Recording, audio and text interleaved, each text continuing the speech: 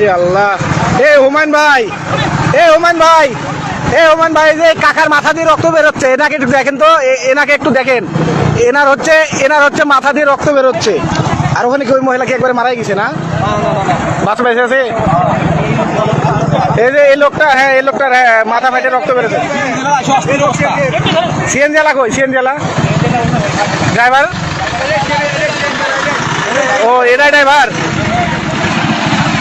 এত স্পিড।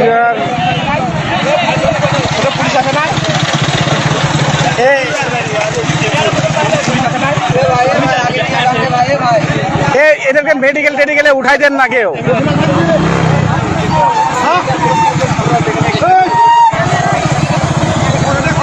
এ হুমায়ুন ভাই,